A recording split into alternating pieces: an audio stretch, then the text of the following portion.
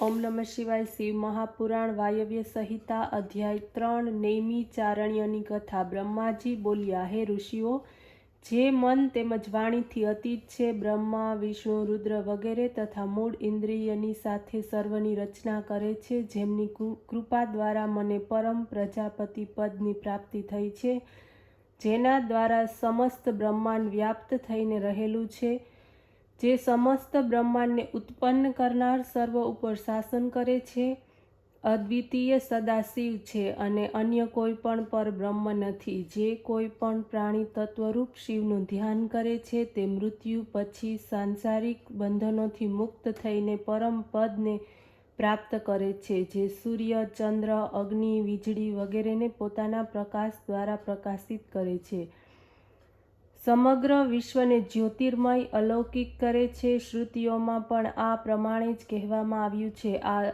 અદ્વિતીય મહેશ્વર શિવનો મહિમા જાણી શકાતો નથી. એમના સમાન કોઈ નથી. એ અનંત મહિમાથી યુક્ત અખંડ બ્રહ્માંડ અંડને રચવામાં નિર્પુણ, ઉદાર, ગંભીર, માધુર્ય મકરંદથી સર્વ પ્રાણીઓના સ્વામીના પણ સ્વામી, અદ્ભુત લીલાયુક્ત ભગવાન સદાશિવ છે. પોતાના અંદરથી જ સમગ્ર સંસારને ઉત્પન્ન કરે છે. પ્રલયકાળમાં પોતાની અંદર સર્વને વિલીન કરે છે. સમગ્ર બ્રહ્માંડ તેમને આધીન છે. એ જ મનુષ્ય વગેરે સર્વ પ્રાણીઓને પ્રપંચમાં લગાવે છે. એમને અજ્ઞાથી દુષ્ટ, પતિત, અધમ દેખી શકતા જ નથી. ભક્તજન જ એમની પૂજા આરાધના દ્વારા પોતાની અંદર તથા બહાર એમના દર્શન પ્રાપ્ત કરે છે. તે 3 રૂપવાળા છે, સ્થૂલ, સૂક્ષ્મ અને સૂક્ષ્મથી પણ સૂક્ષ્મ છે. એમના સ્થૂળ રૂપને દેવતા, સૂક્ષ્મ રૂપને યોગીઓ જોઈ શકે છે. ત્રીજું સૂક્ષ્મથી સૂક્ષ્મ નિત્ય અવિનાશી રૂપ છે. તે રૂપ તો શિવના પરમ ભક્ત શિવ વ્રતને અનુકૂળ વર્તનાર દેખી શકે છે. શિવજી વેદોમાં કહેવામાં આવેલા સાધનો દ્વારા પ્રસન્ન થાય છે. વેદોક્ત સાધનોથી પહેલા જન્મના પાપ પુણ્ય સમાન થાય છે. ત્યારે ભગવાન શંકરની કૃપા થાય છે. ધર્મનું વિશેષ આચરણ કરવાથી અધર્મનો નાશ પણ થાય છે. આ રીતે જન્મ જન્માંતરના પાપ સંગ્રહનો નાશ થાય છે.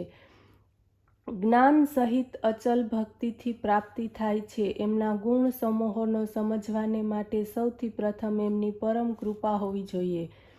એ સાધનો દ્વારા મળી જાય છે. પછી કર્મ બંધનોથી વિમુક્ત થાય છે. નિષ્કામ કર્મ દ્વારા શિવ ધર્મમાં પ્રવૃત્ત થાય છે. ગુરુ અપેક્ષિત અને ગુરુ અનપેક્ષિત ધર્મ 2 પ્રકારનો છે. ગુરુ અનપેક્ષિત ધર્મથી ગુરુ અપેક્ષિત ધર્મ 100 ગણો વિશેષ છે. ગુરુ અપેક્ષિત ધર્મથી શિવ ધર્મમાં પ્રવૃત્તિ અને શિવ પ્રાપ્તિ થાય છે. પછી એને સંસાર અસાર લાગે છે. સર્વ સાંસારિક નિવૃત્ત બનીને ભાવ સાધનામાં પ્રવૃત્ત થાય છે. ભાવ સિદ્ધ તથા ધ્યાનમાં નિષ્ઠા થાય છે. પછી જ્ઞાન તથા ધ્યાનયુક્ત બનીને યોગમાં પ્રવૃત્ત થાય છે. યોગથી ભક્તિ, શિવકૃપા, સંસાર મુક્તિ તે ક્રમે પ્રાપ્ત થાય છે. પછી તો તે મનુષ્ય શિવ સમાન રૂપ થઈને શિવધામને પ્રાપ્ત કરે છે. એ જ કારણે હે ઋષિઓ, તમે પણ પરબ્રહ્મ શિવજીની કૃપા પ્રાપ્ત કરવાને માટે પ્રયત્ન કરો. મન તથા વાણીના મળને નિવૃત્ત કરીને નિરંતર અગ્નિહોત્ર કરવા લાગો. એમાં પરબ્રહ્મ પરમાત્મા શિવના ધ્યાનનો અભ્યાસ કરો. એના દ્વારા જ સદાશિવમાં પ્રેમ પ્રબળ રીતે વધારી આગળ વધો. તમે લોકો એવું કરો કે દેવતાઓના 1000 વર્ષ પર્યંત મહાયજ્ઞ કરવાનો સંકલ્પ કરો. આરંભ કરીને જ્યારે એ યજ્ઞની પૂર્ણાહુતિ થશે ત્યારે તમારી પાસે વાયુદેવ આવશે. એનાથી જ તમને મોક્ષ કલ્યાણનો માર્ગ પ્રાપ્ત થશે. એ પછી તમે ત્યાગથી પરમ પવિત્ર વારાણસી નગરીમાં ચાલ્યા જજો. ત્યાં પિનાકધારી ભગવાન શંકર જગતજનની શ્રી પાર્વતીની સાથે ભક્તો ઉપર કૃપા કરતા બિરાજમાન છે. એ સમયે હું મનો નામના ચક્ર છોડીશ. એ ચક્રની ધરી જ્યાં તૂટી જાય તે સ્થાનથી તમે લોકો મહાયજ્ઞ તેમજ તપ માટે પવિત્ર સમજો. તે જ સ્થાન મુક્તિ આપનારું થશે. આમ કહીને બ્રહ્માએ શિવના ધ્યાનપૂર્વક એ સૂર્યના સમાન ચમકતા ચક્રને છોડી દીધું.